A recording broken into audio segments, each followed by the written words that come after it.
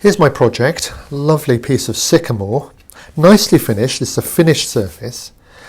You could draw the blossoms on, but I've chosen to draw it and photocopy it and reproduce it and stick them on, and I think that gives a very neat clear edge to work with. Little gap between each blossom and a little gap to the edge there.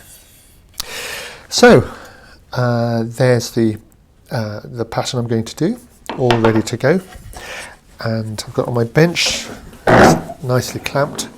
I'm probably going to do just one section, turn it round, one section, turn it round, one section. So a lot of work, better get on with it.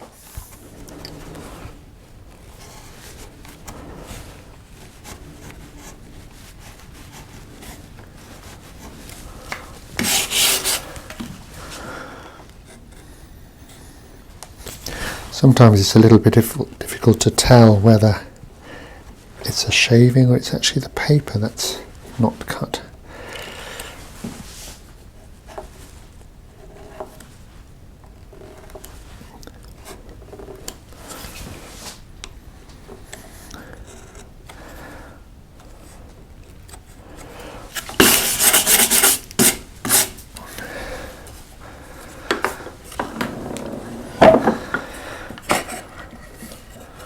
So I've gone round with the V tool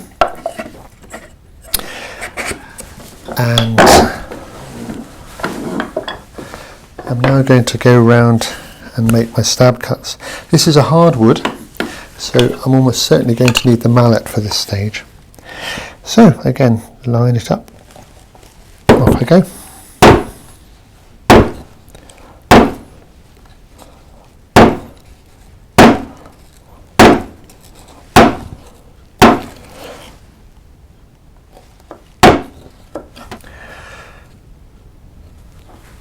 Now I've created my little cylinders and I've created my outline. I can turn the cylinder into a dome in the same way as before, coming in low here to begin with and then rising up. It's important to get a sense of going round the ball, and you must get a sense of how the edge comes along just a little bit, even as the handle sweeps round through 90 degrees. Now this wood is very hard, so I'm going to use a mallet here, light taps, coming round, over like that, coming into the side,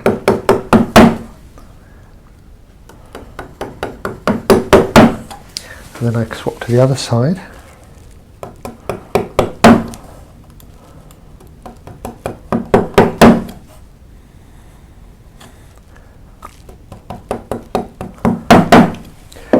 And then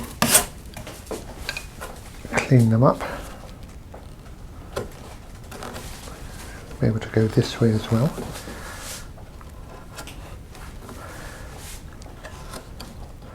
And you'll end up with a circle here. And as I said, that little bit of flat at the top, this little bit where you sometimes don't touch it, you can just skim that off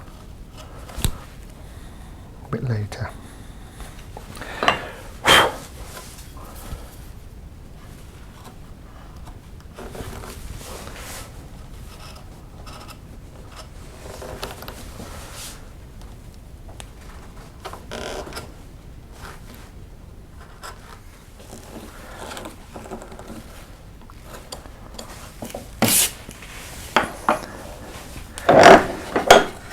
So I've now gone round and done all the little bosses, they look quite nice. The next stage is to divide up each of these little petals. And for this, I use the little fishtail gouge. So it's a cut one side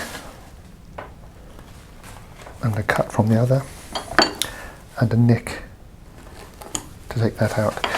Might have to do this with a mallet because it's quite hard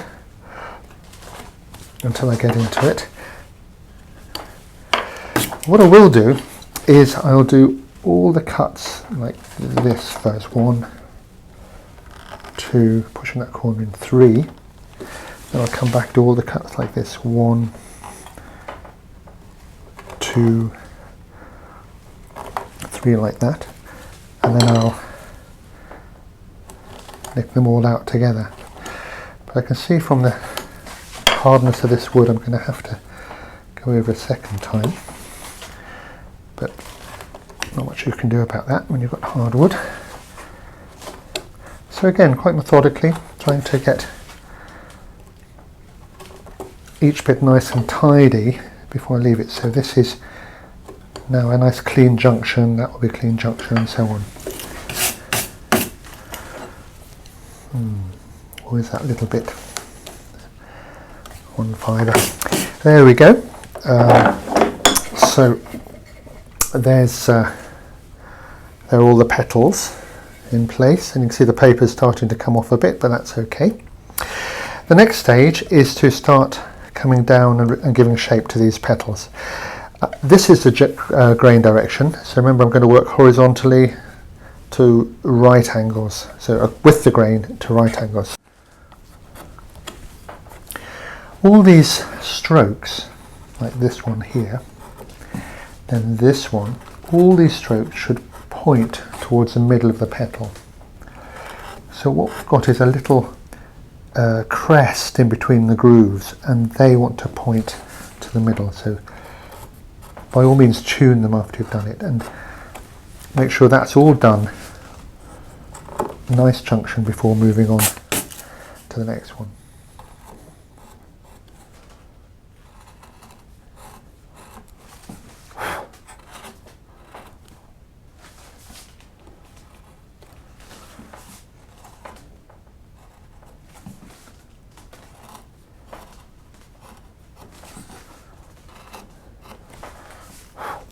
I've now been all the way around.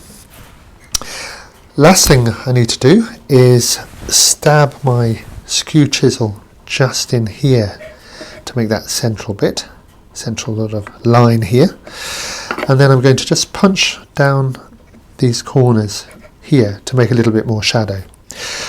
So I'll do that for my last bit of carving, and then taking the paper off and finishing.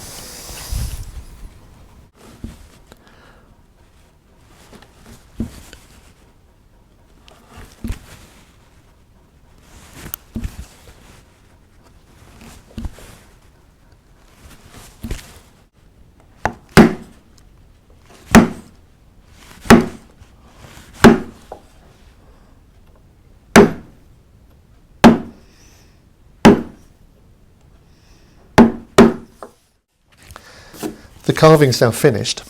I'm really pleased with it. I'm going to remove the paper. Instead of sanding, I'm going to dissolve the glue with surgical spirit. This is innocuous and shouldn't stain the wood. So we'll just brush this onto the paper and let that soak in. And then we should be able to peel the paper off.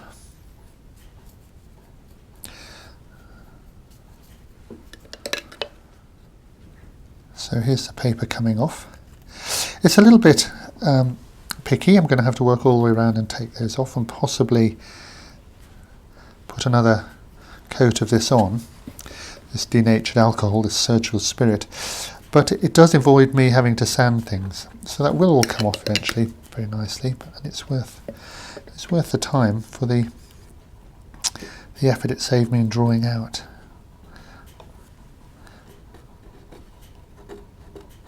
It's coming off quite easily as it soaks through.